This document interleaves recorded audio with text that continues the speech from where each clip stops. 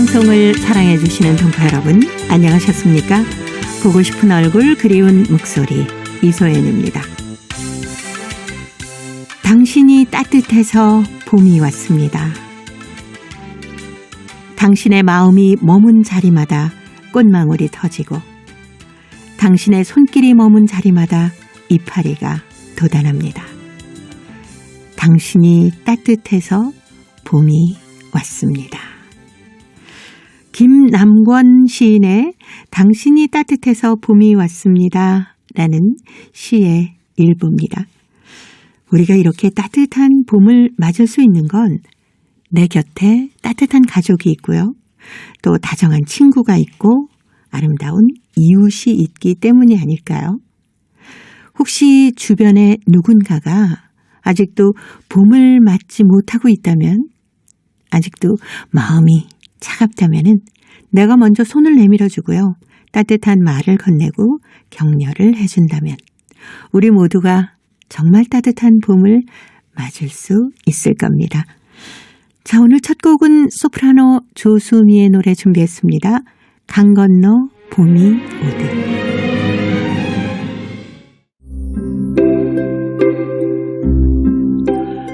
동포 여러분의 편지 사연으로 함께하는 시간 행복우체통입니다. 화요일에 편지 손님 홍익대학교 글로벌 경영학과 전춘화 교수님과 함께합니다. 어서 오세요. 안녕하세요. 당신이 따뜻해서 봄이 왔습니다. 오. 네, 저 이 식구가요. 교수님의 웃음소리, 네. 교수님의 그 맑은 목소리, 막 이런 게 생각이 나요. 아, 네. 근데 방금 듣자마자 감동이 되네요. 요즘은 이런 말을 해주는 분들이 네네. 사실 그렇게 생각하더라도 표현을 잘 하지 않잖아요. 당신이 따뜻해서 봄이 왔습니다. 이거는 네. 사랑해서 먹을 수도 있고. 그렇죠. 그리고 들었을 때 그냥 나한테 얘기한 거라고 생각 안 하고 들었는데 막 감동이 되는 거예요. 네. 그리고 뭔가 아침에 친구에게 인사말로 당신이 따뜻해서 봄이 왔습니다라고 하면서 꽃그림을 이렇게 보내주면 네. 그 친구의 하루가 얼마나 행복할까라는 생각도 들고요. 그렇죠. 네. 그리고 또 이게 생각해보니까 이거를 자주 보내는 사람은 이 사람 원래 이렇게 말해도 받아들이기가 굉장히 좋은데 네. 안 한 사람 뜬금없이 이렇게 얘기를 하면 무슨 일이지? 또 이렇게 생각하잖아요. 근데 네. 이걸 사용을 해봐야 되겠습니다. 당장. 네. 그런데 봄이 왔는데 아직도 봄을 충분히 느끼지 못하시는 분들이 사실 참 많습니다. 특히 맞아요. 또 코로나19 때문에 아직은 우리들의 마음이 이렇게 활짝 열고 봄을 맞기에는 좀 이렇게 움츠러들었다고 할까요? 이게 그런 시간들이 있지 않습니까? 봄이 오게 되면 네. 눈으로도 봄을 느끼지만 저희들 이제 그 후각으로 냄새를 네. 맡아야 되잖아요. 근데 맨날 저희들 이 코로나19 때문에 마스크를 끼고 다니니까 사실 그 봄의 느낌보다는 막막함? 봄이 왔는데 왜 네. 아직도 우리가 이러고 작년의 연장 같은 느낌. 그래서 옆에 분들 보면 봄이 오면 막 산뜻하게 하고 다니잖아요. 그렇죠. 근데 마스크를 다 쓰고 다니니까 네. 산뜻함이 좀 많이 줄어든 것 같습니다. 네, 우리가 이렇게 봄 하면은 그 특히 여성분들, 젊은 여성분들이 막 알록달록하게 예쁜 원피스 맞아요. 입고 막 이렇게 해서 정말 봄이 왔네라고 예. 느끼기가 쉬운데 요즘에는 그 마스크 때문에 그런지 그런 기분이 좀 덜한 것 같아서. 맞아요. 네. 그리고 마스크를 쓰다 보니까 화장을 해도 네네. 그 산뜻함이 보통 이제 입술이나 뭐 이렇게 네네네. 뭔가 볼에서 보이잖아요. 그게 다 가려지고 또 저도 마찬가지로 있기 전에는 봄 되면 옷을 사러 가거든요. 그렇죠. 근데 자택근무를 하다 보니까 새로운 옷을 사는 거에 대한 욕망이 별로 없어졌어요. 그래서 네. 그 산뜻한 거를 봄이 네. 와도 그냥 원래 입던 걸 봄인가 보다. 예, 맞아요. 그리고 그런 부분이 좀 안타깝습니다. 네. 사실 이렇게 조금 그 봄이 왔지만 마음에 진정 봄이 오지 않아서 약간 우울하신 분들을 위해서라도 당신이 따뜻해서 봄이 왔습니다라는 어떤 용기와 희망의 말들을 좀 많이 나눴으면 좋겠어요. 이런 거가 캠페인이 됐으면 좋겠습니다. 그냥 나는 이 말을 전하고 싶은데 좀 부끄러워서 전하지 못할 때도 있잖아요. 네. 당신이 따뜻해서 봄이 왔습니다. 이거는 학생한테도 써도 너무 좋겠네요. 그렇죠. 여러분들 따뜻해서 봄이 왔습니다. 네. 너무 좋습니다. 네, 여러분들이 따뜻해서 봄이 왔습니다. 우리 온라인에서 공부를 하지만 훨씬 더 따뜻한 마음으로 만나요라고 먼저 보내주시면 네. 학생들의 그냥 눈이 반짝반짝할 것 같은데요. 그러니까요. 아까도 방금 딱 들었을 때, 이거를 누구한테 보내주면 너무 좋겠다. 중국 동포들 분들 중에서도 일자리를 네. 아직까지 이렇게 원활하게 못하는 분들이 사실 그분들한테는 봄이 그렇게 따뜻하진 않잖아요. 그렇죠. 그런데 본인이 따뜻해서 봄이 왔습니다. 이러면 또 다른 느낌일 것 같습니다. 뭔가 희망을 가지게 되실 것 같아서 맞아요. 저도 당장 친구들에게 좀 매일매일 집에만 있어서 집콕 생활이 너무 힘들다 하는 친구들에게 그래 우리 마음으로라도 봄 맞이하러 갈까라고 네가 따뜻해서 봄이 온 거야 라는 말을 해주면 얼마나 좋아할까 싶어요. 너무 좋네요. 그리고 그렇죠. 그 꽃도 조금씩 자기 집에 장식을 하면서 네네. 이렇게 서로 이렇게 해도 좋을 것 같습니다. 네, 이제 얼마 후면은 이제 개나리도 좀 피지 않을까. 그렇죠. 좀 성급한 개나리들은 양지바른 곳에 한두 송이씩 이렇게 툭툭 피었어요. 팝콘 터지듯이. 그래요? 네. 네. 저는 요즘 나무 보면 네. 살짝 그 파란 버드나무까지. 그런 네. 정도로 나오니까 이제 봄이 왔구나 이렇게 좀 느끼기는 하는데 아직 꽃을 피는 거를 많이 보지 못해서 맞네요. 네. 당신이 따뜻해서 봄이 왔습니다. 다음 주는 꽃이 필 겁니다. 네. 봄이 또 영어로 스프링 아닙니까? 네, 맞아요. 그러니까 이렇게 통통 튀듯이 우리 모두 좀 마음속에 희망이 가득 찼으면 좋겠네요. 행복우체통 열어보겠습니다. 오늘 첫 번째 사연이 중국 길림성 도문시에서 박송천 씨가 봄은 내 곁에 라는 글을 보내왔습니다. 제가 먼저 소개해드리겠습니다. 얼었던 가슴은 새어드는 봄 기운에 감성으로 부푼다. 분명 고마움에 녹아내리는 설이 끼었던 심장벽의 감동이다. 아픔의 날들이 성장을 불러오고 또다시 서른의 봄을 꽃피우는 소리를 듣는다. 다시 우리말 강사로 뛰게 되었다. 2년 가까이 교단을 떠나 새로운 인생 설계도를 그려가면서 상처투성이가 되었을 때 말없이 보듬어주고 함께 아파해주던 사랑하는 사람들이 있어서 다시 용케도 일어설 수 있었다. 언제나 문을 열고 기다리겠습니다. 다시 오세요. 7년을 근무했던 직장을 떠나 상처로 얼룩진 내게 들려오는 가족의 부름이었다. 사춘기 아이가 집을 뛰쳐나와 세상과 부딪혀 아파할 때 그때 달려와 부둥켜 안아주는 사람이 있다는 것은 더없는 행운이다. 또 영문을 따지지 않고 집으로 이끄는 손에 못 이기는 척 끌려가는 철부지는 분명코 성장의 아픔을 책임지라며 행복이란 것이 무엇인지를 깨달아가고 있을 것이다. 꽃도 흔들리며 피지 않는가. 삶을 꽃 피우려면 흔들려도 보고 비에 젖어도 보아야 가지를 곧게 세울 수 있지 않을까. 걸어가는 길이 힘들다고 원망도 했었고 겨울의 추운 거리에서 감기 몸살을 앓듯 힘겨운 삶이라고 불평도 했었다. 하지만 자신의 어두운 그림자를 외롭게 밟으며 걸어갈 때 뒤편에는 분명 내 편이 되어 응원을 보내주는 밝은 빛 같은 고마운 사람들이 있음을 몰랐다.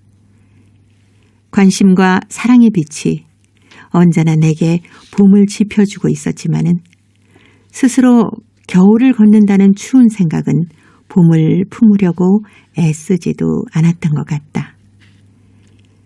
가슴을 열어본다. 혼자만의 생각으로 꽁꽁 얼어붙은 신방문을 비스듬히 연다. 우리 사는 세상의 정은 희망 가득 포근히 지니고 봄 기운을 보내온다. 심장이 뛰는 소리와 더불어 시냇물 소리 들리듯 정의 흐름도 살아가는 맛과 멋을 가락으로 엮어서 우리의 인연이 더없이 소중함을 일깨워준다. 봄은 언제나 내 곁에서 따뜻했다. 다만 문을 닫은 내 가슴이 겨울잠에 추웠을 뿐이었다. 이제는 동면에서 깨어나 함께하는 봄을 피워보련다.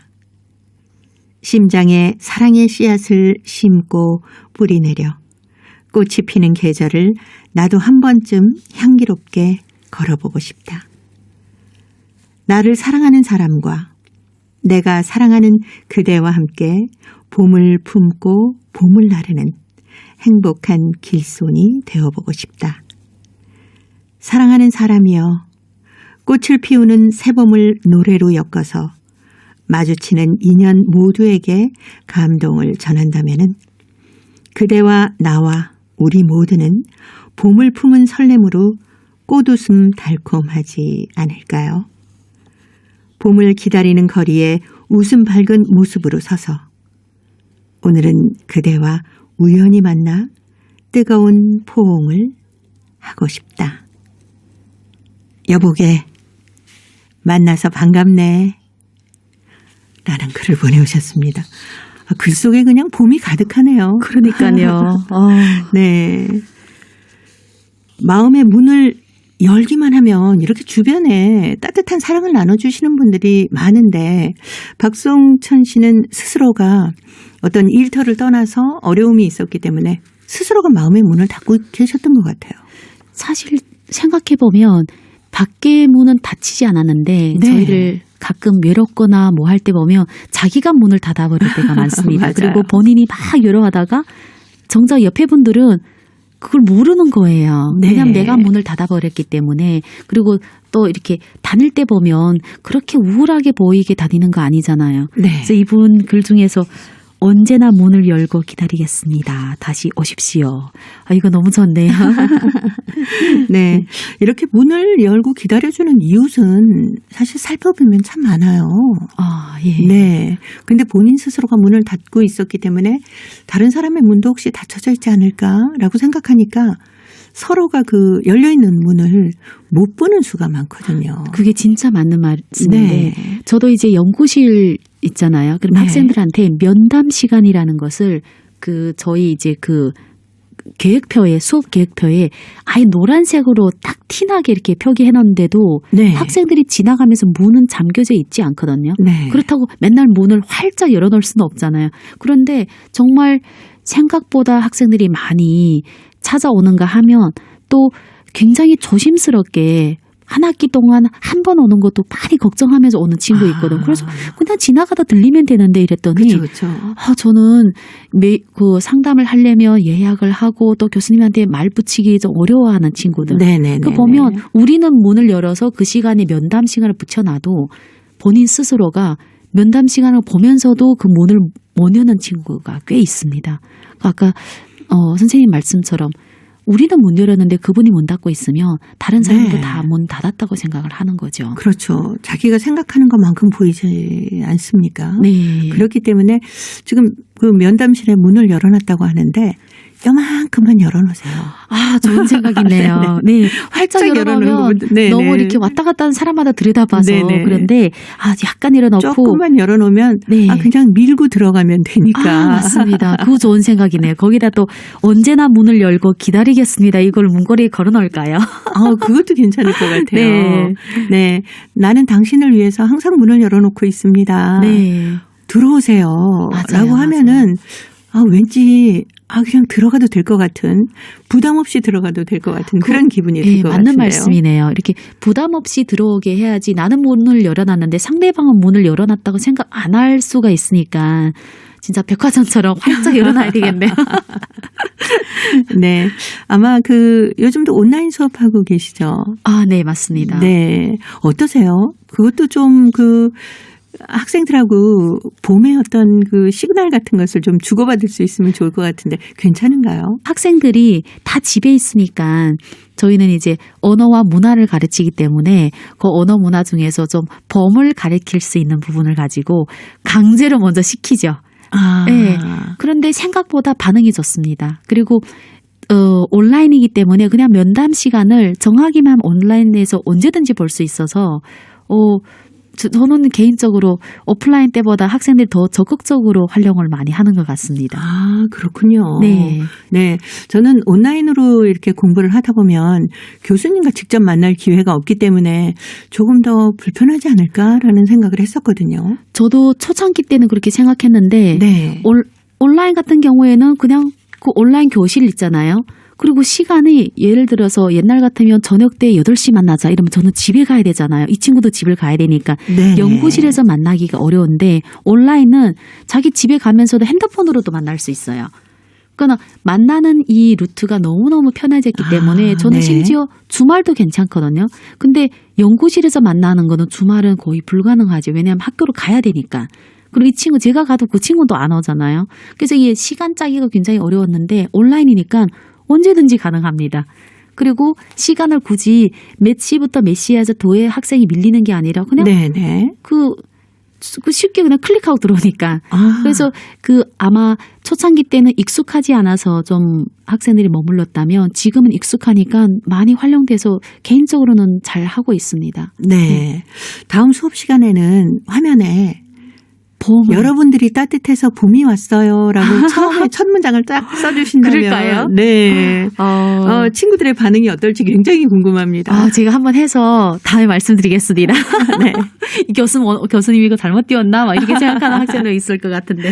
네, 그러면 훨씬 더 좀 봄꽃 향기가 가득한 수업이 되지 않을까. 그리고 제 이름 자체가 그러니까요. 봄이 꽃이잖아요. 그래서요. 저도 이제 봄에 태어났기 때문에 또 딸이라 해서 이렇게 이름을 지었는데 맞네요. 네. 그 문까지 딱 쓰면 기대됩니다. 어떤 반응이 나올지. 로이 킴이 노래합니다. 봄, 봄, 봄.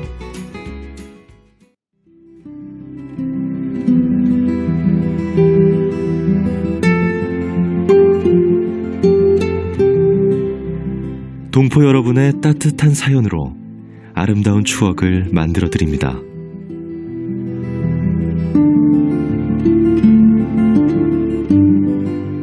보내실 곳은 대한민국 서울특별시 영등포구 여의공원로 13 KBS 한민족방송 보고 싶은 얼굴 그리운 목소리 담당자 앞이고요.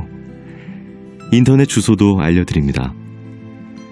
KBS 홈페이지 www.kbs.co.kr에 접속하신 다음 라디오, 한민족방송, 보고 싶은 얼굴 그리운 목소리를 순서대로 클릭하신 다음 청취자 참여 코너에 글을 남기시면 됩니다.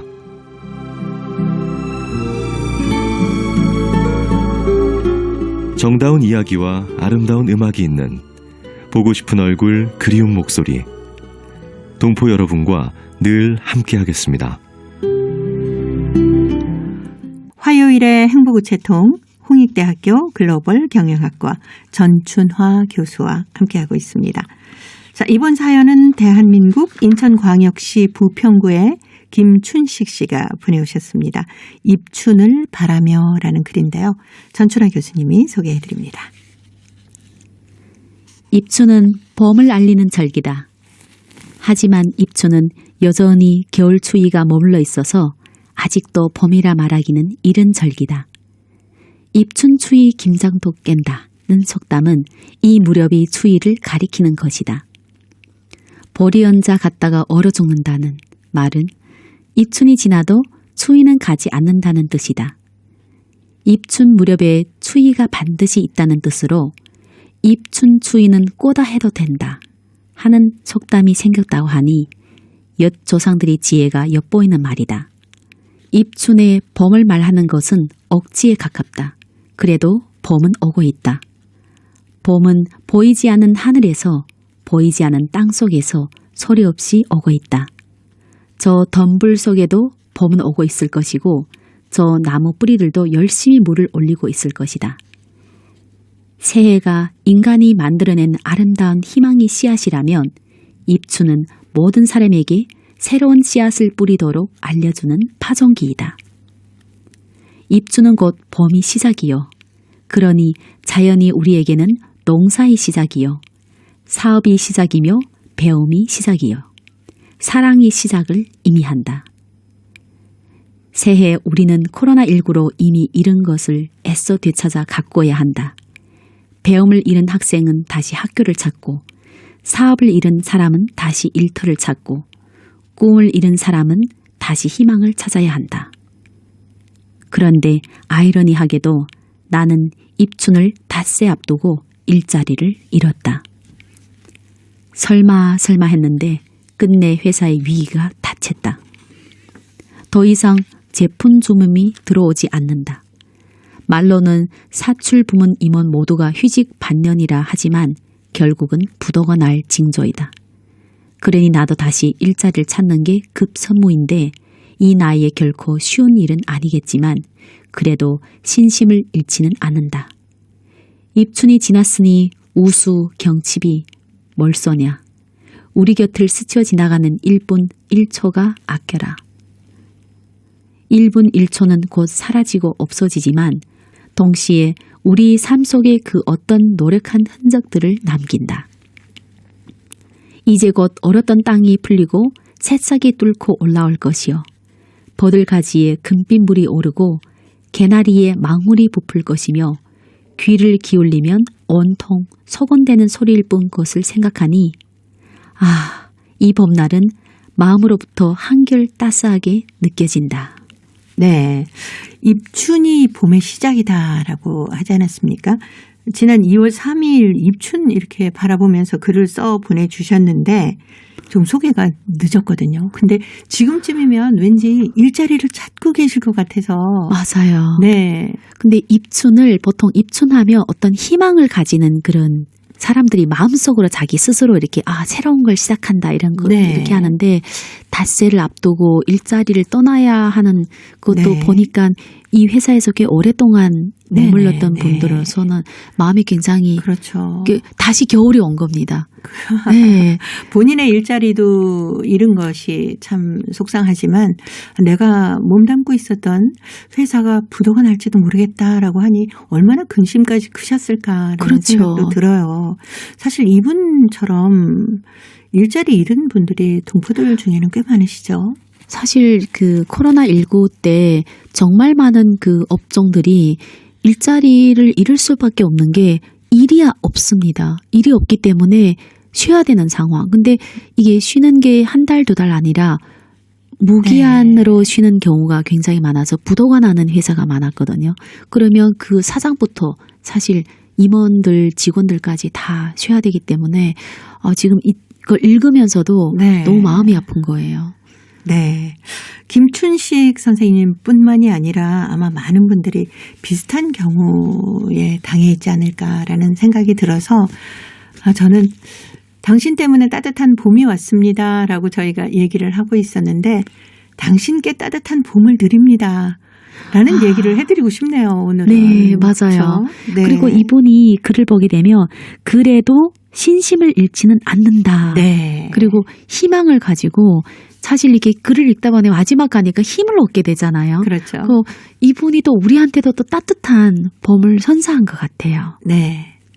파릇파릇한 새싹이 돋듯이 김춘식 선생님의 생활 속에도 봄이 가득하길 기원해 봅니다. 장미화가 불러주는 봄이 오면 들으면서요. 홍익대 글로벌 경영학과 전춘아 교수님과는 다음 주에 뵙겠습니다. 다음 주에 감사합니다. 뵙겠습니다. 감사합니다.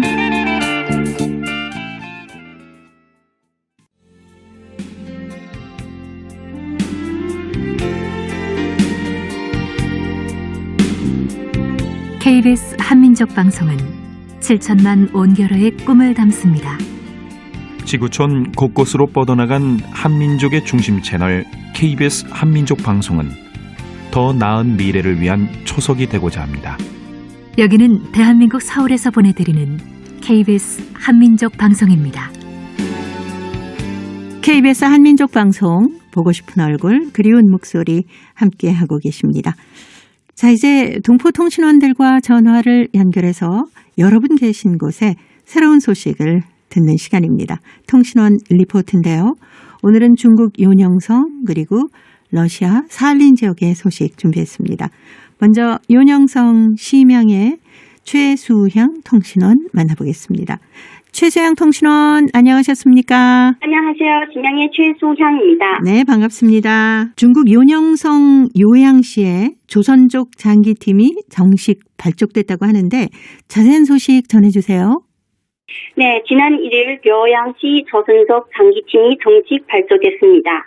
30여 명 장기 애호가들로 구성된 장기팀은 려양시 공안국 백타풍구 황인수 경관이 발기했습니다. 황인수 경관은 조선족 장기 애호가들이 장기 실력을 높이는 데 노력하는 동시에 장기 양성반을 꾸려 조선족 장기를 보급하겠다고 향후 사업 방향을 제시하며 코로나19 예방 통제 정신에 따라 일단은 온라인으로 교류 활동을 시작하겠다고 전했습니다. 장기팀은 려양시 조선족 지성인들의 열띤 성원을 받았습니다. 특히 김성철 려양시 조선족 학교 교당은 학교 측을 대표하여 장기팀의 활동 장소를 제공해준 동시에 적절한 시기에 려양시 조선족 장기 시합도 개최할 의향을 밝혔습니다. 학교는 현재 학생 장기 서클 활동도 추진하고 있습니다. 민속 장기 계승, 보급, 발전의 취지를 둔 려양시 조선족 장기팀은 려양시 조선족 사회의 주목을 끌었는 바 가입 신청이 계속해서 들어가고 있습니다. 네, 오늘 요녕성 소식은 여기까지 듣도록 하겠습니다. 심양의 최수향 통신원이었습니다. 소식 잘 들었습니다. 감사합니다. 네, 고맙습니다. 이어서 러시아 사할린으로 가보겠습니다. 배순신 통신원 만나볼까요? 배순신 통신원 안녕하셨습니까? 네, 안녕하세요. 반갑습니다. 네, 반갑습니다. 자, 오늘은 사할린 한인들을 위해서 헌신한 한 언론인을 소개해 주신다고 했는데 어떤 분이신가요? 네, 지난달에 사할린 텔레라디오 공사의 우리말 방송국 김춘자 국장님이 고혈을 맞이했습니다. 김춘자 국장의 이름은 사할린 한인 사회에서는 물론 한국을 비롯한 여러 나라의 한민족 언론에서도 잘 알려져 있습니다. 그는 사할린 우리말 방송 창립자로 사할린 역사에 기록할 만한 분입니다. 한민족의 얼과 맥을 전해주고 사할린 동포들의 귀와 입이 되었을 뿐만 아니라 여러 사회 활동을 해왔습니다. 이에 사할린 주한인협회의 박순옥 회장의 적극적인 추천으로 지난 2월 21일에는 김춘자 우리말 방송국 국장이 사할린 주 정부로부터 표창장을 받았습니다. 네, 김춘자 국장님은 저희 보고 싶은 얼굴 그리운 목소리 통신원으로도 활동을 하셨었고 KBS 한민족 방송과는 정말 각별한 인연이 있는 분입니다. 김춘자 국장님이 어떻게 그렇게 우리말을 잘하게 되셨을까요? 사할린 한인 이세인 김춘자 국장은 어릴 적에는 집에서 우리말만 썼다고 합니다. 조선 학교에서 조선어 수업을 받았고요. 그때 끝까지는 못 받았고 5학년까지만 받았답니다. 김춘자 국장은 1982년에 레닌의 길로 현 새꼬리 신문사에 취직하여 부교정원 교정원으로 근무했습니다. 1986년부터는 그는 사할린 텔레라디오 공사에 소속 조선어 라디오 방송국 기자로 활약해 나중에 이 방송국 국장을 역임했고요. 2004년에는 우리말 텔레방송을 만들게 되었습니다.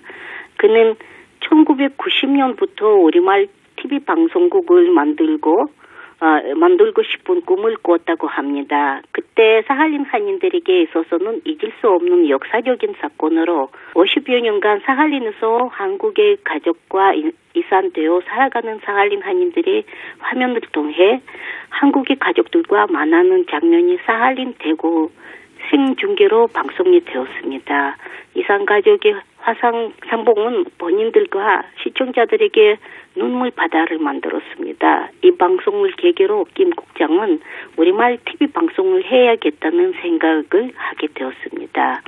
이때는 아직 러시아와 한국이 공식 수교를 맺지 않은 때였습니다. 14년이 지난 2004년에서야 그는 우리말 텔레방송을 만들어 자신의 꿈을 실현했습니다. 네, 김춘자 국장님은 방송 이외에도 다양한 활동을 하시지 않았습니까? 네, 세계 한민족 여성대회에 참가한 후 김춘자 국장은 사할린우스 한인 여성회를 설립하고 초대 회장을 역임하였고 현재 명예회장으로 활동하고 있습니다.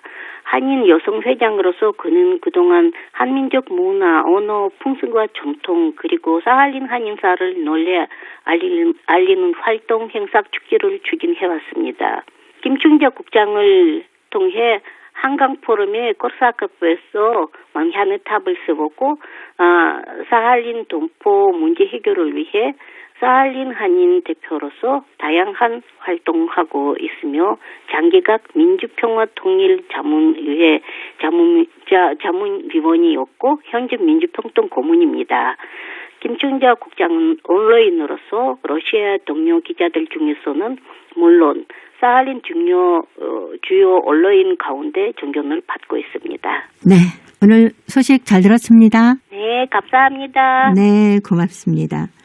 사할린 우리말 방송국의 김춘자 국장님 고희 축하드립니다. 사할린의 공개방송 갔을 때 늘 반갑게 맞아주시고 두 손을 꼭 잡아주셨던 모습이 기억이 나네요. 사할린과 한국이 공식 수교를 맺지 않은 그런 때부터 그동안 우리 사할린 동포들의 귀와 입이 될 뿐만 아니라 여러 가지 사회활동도 함께 하셨는데요. 우리 민족의 문화, 언어, 풍습과 전통 그리고 사할린 한인사를 널리 알리는 활동도 하셨고 행사나 축제도 여러 가지로 추진해 오셨습니다. 고희를 다시 한번 축하드리고 변함없이 사할린 동포들을 위해서 건강한 활동을 해주셨으면 좋겠네요. 자, 이제 퀴즈를 통해서 대한민국의 역사와 문화까지 배울 수 있는 퀴즈 한마당 이어드립니다. 동포 여러분과 퀴즈로 하나 되는 시간 퀴즈 한마당. 이게 다 뭐예요? 텃밥 만들 재료? 텃밭이요? 어디다요? 설마 우리 집? 아유, 당연히 우리 집에다 만들어야지. 그럼 옆집에다 만들겠어? 아니, 아파트에다 어떻게 텃밭을 만든다는 거예요? 걱정하지 마. 다 방법이 있으니까. 무슨 방법이 있다는 거예요? 아파트에다 텃밭 만들 거야. 고추도 심고 상추도 심고 깻잎, 토마토, 오이, 호박 내가 다 키워서 줄 테니까 이제 시장 안 가도 돼. 아유, 괜찮아요. 당신이 채소 안 키워줘도 되니까 제발 그만해요. 이미 늦었어. 이렇게 씨앗도 다 사왔고 조금 있으면 모종도 올 거야.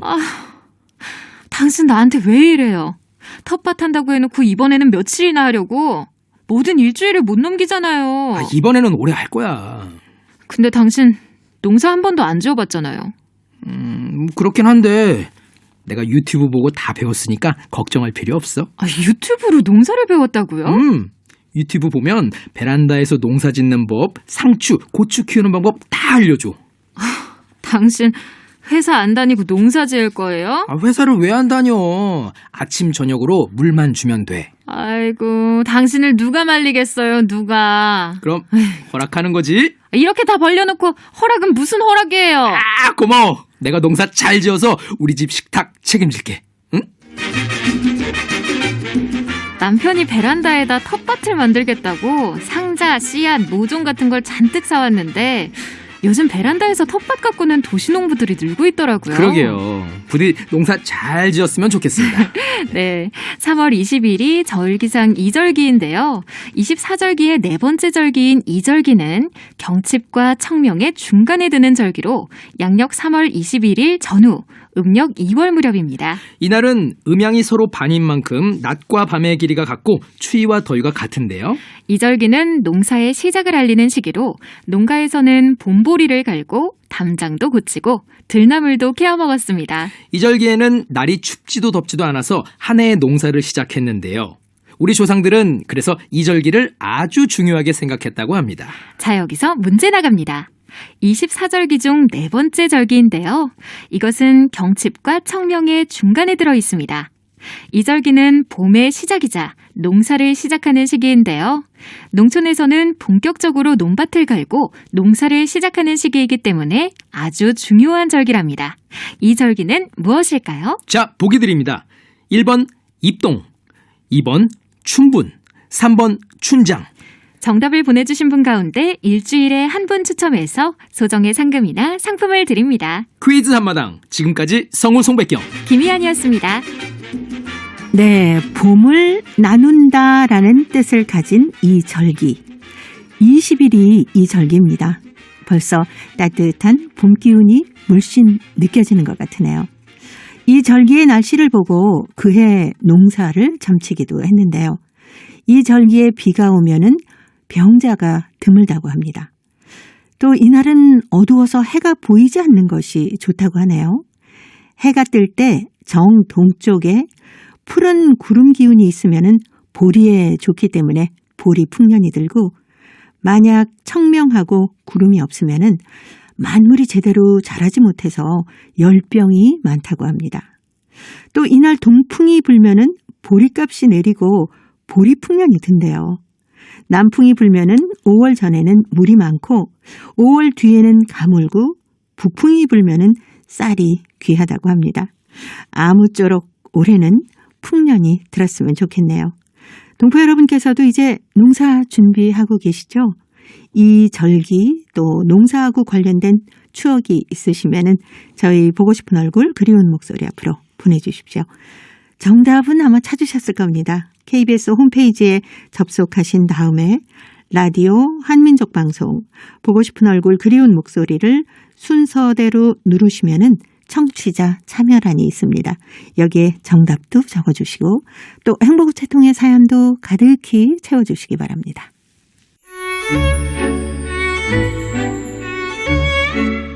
고려인들의 역사를 재조명하고 그들의 삶의 애환을 살펴보는 시간, 고려인 이야기. 사단법인 고려인 마을 역사유물전시관의 김병학 관장님을 전화로 만나보도록 하겠습니다. 관장님 안녕하셨습니까? 네, 안녕하십니까. 와, 이제 봄빛이 완연하네요. 예, 이제 뭐 완전한 봄이죠. 그렇죠. 네, 네. 그래도 계속 코로나 조심하시기 바랍니다. 아, 예, 그래야 되겠습니다. 네. 지난 시간에는 강제 이주로 인해서 고려극장이 조선극장과 그리고 고려극장 이렇게 두 개로 나뉘어서 활동을 하면서도 당시에도 활발한 활동으로 우리 동포들의 여러 가지 삶에 위안이 되고 있었다. 이런 얘기를 나눠봤는데, 근데 김혜운 이 작가도 작품을 많이 쓰시면서 배우로 활동하지 않았습니까? 그렇습니다. 네. 김혜운 작가는 물론 그 고려인 그 1세대 그 희곡 작가들이 대부분이 참 그 탁월한 분이 많았는데요. 김혜운 작가도 그 중에 한 분으로 희곡 작품을 쓰는 작가로 활동하면서 또 연출가로서도 뭐 타의 추종을 불허할 정도로 그 연출가로 활동을 했고, 또 가장 이름난 배우로도 활동을 했던 정말 탁월한 그 작가였다고 볼 수 있겠습니다. 네. 그분은 뭐 세 가지 일을 다 왕성하게 하셨습니다. 네네. 대표적인 그런 배우로 활동한 작품은 어떤 게 있나요? 이분은 가장 대표적인 게 춘향전인데요. 네. 물론 다른 그 작품에도 굉장히 많이 출연해서 이름을 날렸는데, 특히 춘향전에서 그 연예주에서 춘향전을 처음 무대에 올렸을 때 그 김진 배우가 이도령, 그리고 리암덕 배우가 그 춘향, 그리고 최봉도 배우가 춘향 어머니, 그리고 김혜운 배우가 방자 역을 맡았거든요. 네. 근데 그 당시에 그 역할을 맡은 배우들이 모두 다 너무나 출중해서 후세들에게 두고두고 고전 연기를 보여준 모범으로 남았거든요. 아, 네. 근데 김혜운 작가 같은 경우는 방자 연기를 얼마나 잘했는지, 네. 특히 강제이주 이후에 이제 우즈베키스탄 타시켄트 조선극장을 만들어서 그분이 연출도 직접 하면서 배우로도 출연했는데, 그 당시에 그 이도령 역은 이제 그 리한수라는 그 다른 배우들이 했는데, 그 당시에 타시켄트 그 관객들이, 타시켄트 고려인 관객들이 네. 방자의 연기에 반해서 연극 춘향전을 보러 간다고 이야기하지 않고 방자를 보러 간다고 이야기할 정도로 네. 워낙 그 출중한 연기를 보여주셨어요. 그런데 그 외에도 다른 연기에도 워낙 뛰어나가지고 그 김혜운이 등장하면은 모든 배우들이, 특히 어린 아이들까지 아주 땀을 쥐고 그 연기를 봤다고 네. 그런 그 증언들이 많이 남아 있습니다. 네. 근데 그 김혜운의 아내도 연극 배우 아니었습니까? 맞습니다. 김혜운의 아내 그 송따지아나도 그 연해주에서 1932년 9월 9일에 이 고려극장이 창단될 때 창단 멤버로 참여를 했습니다. 같이. 네. 그래서 그때부터 그 연기의 두각을 나타냈는데 뭐 다른 연기도 훌륭합니다만은 김혜운의 아내 송따지아나도 광제지 이후에 우즈베키스탄 타시켄트 조선극장에서 춘향전에서 춘향역을 많이 맡았죠. 그런데 네. 그 리경이와 둘이 번갈아가면서 춘향역을 맡았는데 송따지아나 배우도 얼마나 그 연기를 실감나게 잘했던지 연기가 끝나고 이 시내에서 길거리에서 이렇게 송따지아나 배우를 만나면 누구나 네. 이름 대신에 우리 춘향이 하면서 만나가지고 네. 서로 손을 잡아보고 싶고 어깨를 만져보고 싶고 그랬습니다. 그런데 그 김혜운 작가와 그 송따지아나 그 배우가 말년에 인터뷰를 남긴 걸 보면은 그때 그런 이야기들이 나옵니다. 송따지아나 배우도 나는 정말 이 연극이 의도하는 바를 잘 형상하기 위해서 집에서 밥을 하면서 빨래를 하면서 집안 청소를 하면서 이 연기 대사와 어떻게 하면은 관객들에게 그 의도를 잘 전달해 줄까 밤낮 늘 그런 생각을 하면서 내가 일상생활을 영위했다. 네. 이런 그 인터뷰를 남기고 있습니다. 예. 부부가 함께 공연을 하니까 호흡이 훨씬 더 잘 맞았을 것 같습니다. 예, 그렇습니다. 그리고 지금 그 어떤 연극이었는지는 전해지지 않지만은 이분들이 나중에 사할린으로 건너가서 사할린 조선극장에서 활동할 때는 그 연극 내용 자체가 이렇게 부부가 나오는 게 있는데 네. 거기에서 김혜운이 남편, 송따지아가 아내로 진짜 부부가 연극에서도 이렇게 부부로 연기했던 적도 있다고 그럽니다. 그런데 네. 그건 이제 아쉽게도 어떤 연극이었는지 그건 아직 전하지 않고 있습니다. 그래서 부부가 굉장히 거기에서 호흡이 잘 맞았던 것 같습니다. 네네. 근데 이렇게 다양한 작품을 올리면서 고려인들에게 위안이 됐던 조선극장이 점점 쇠락하기 시작한 이유는 뭘까요? 글쎄요, 그것이 제가 봐서는 그 몇 가지 이유가 겹치는데요. 일단 우즈베키스탄 타시켄트는 처음에 극장의 인프라가 아주 허약한 상태에서 시작이 됐죠. 네. 그 카자흐스탄에 비해서 모든 네. 것이 새로 시작을 했고 거기에 아마 그 부족한 가운데서 배우나 모든 연기력이나 모든 게 그 허약한 인프라에서 시작을 했는데 그게 완전히 이렇게 채워지지 않은 것 같고요. 또 하나는 이제 그렇게 하다 보니까 극장 그 지도부들도 이렇게 바뀌고 이러는 과정에서 네. 아마 그 뭐랄까요 지도부의 그 통솔력이나 이런 데 문제가 있어서 좀 불만도 표출되고 그런 과정에서 조금 그 잘못된 방향으로 이렇게 나갔지 않나 생각이 듭니다. 그래서 극장이 점점 쇠락하게 되지요. 사실은 1940년대 중반까지는 그러니까 2차 대전이 진행되고 있던 시기까지는 카자흐스탄 고려극장보다 오히려 우즈베키스탄 타시켄트 조선극장이 훨씬 더 융성했거든요. 네. 그래서 결국에는 그 조선극장이 해체되고 말지 않습니까? 그렇죠. 배우들이나 작가, 연출가, 조선극장의 그 식구들은 어떻게 됐나요?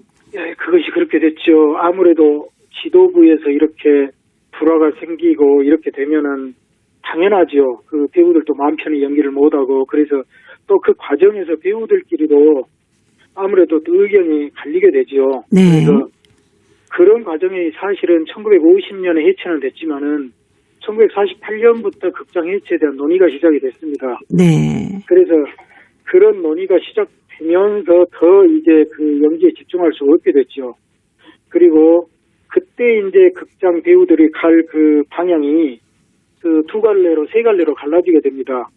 하나는 이제 카자흐스탄의 고려극장이 있으니까 그곳으로 이제 가고 싶은 배우들이 있었고 네. 또 하나는 사할린의 그 무렵에 또 조선극장이 만들어지거든요. 네네. 그래서 그곳으로 이렇게 가려고 생각했던 그 집단이 있었고 또 하나는 이미 우즈베키스탄에 살면서 정이 들었기 때문에 극장이 해체되더라도 어디로도 가지 않겠다. 그렇게 해서 남고자 하는 그렇게 세 개의 어떤 부류로 이렇게 결국에 갈라지게 됩니다. 그래서 참 이게 아쉽게 되죠. 네. 네. 근데 어떤 분들이 사할린으로 가셨을까요? 쉽지는 않았을 것 같은데요. 쉽지는 않았지요. 그런데 아마 저랬던 것 같습니다. 당시에 카자흐스탄에 있는 고려극장은 어떻게 보면 기존 인프라가 갖춰져 있기 때문에 네. 우즈베키스탄에서 아주 그 명배우로 이름을 날린 그 능력 있는 분들은 가서 자기의 자리를 찾기가 이렇게 쉽지가 않았을 것 같아요. 네네. 그래서 어떻게 보면 신인 배우나 이런 분들은 가서 인원을 보충할 수는 있겠죠. 새로 시작하니까. 네네. 그래서 아마 그런 분들이 어떻게 보면 주로 카자흐스탄으로 갔고, 이 우즈베키스탄 고려극장에서 이 명배우, 극작가, 그리고 연출가로서 이렇게 아주 탁월했던 분들은 대부분이 사할린으로 건너갑니다. 그래서 김혜운, 송파찌아나 부부, 그리고 그 외에 최길춘 같은 아주 유명한 연출가, 또 이런 여러 사람들은 나중에 사할린으로 건너갑니다. 그래가지고 사할린은 극장은 늘어섰지만은 아주 뭐랄까요, 인물이 제대로 갖춰지지 않았는데 그분들이 가서 사할린 조선극장을 나중에 중흥시키죠. 네. 예, 그래서 나중에는 우즈베키스탄 조선극장은 없어졌지만은 사할린의 극장이 또 생김으로 인해서 소련적에 또 우리 민족의 두 개의 극장이 또 한동안 공존하게 됩니다. 네네. 자, 오늘 고려인 이야기 우즈베키스탄 조선극장이 해체된 이유에 대한 얘기를 나눠봤습니다. 오늘도 사단법인 고려인 마을 역사유물전시관의 김병학 관장님 전화 연결해서 말씀 나눴습니다. 고맙습니다. 다음 주에 또 네. 뵐게요. 예, 감사합니다. 네. 오늘도 함께해 주신 동포 여러분 고맙습니다. 내일 찾아오겠습니다. 안녕히 계십시오.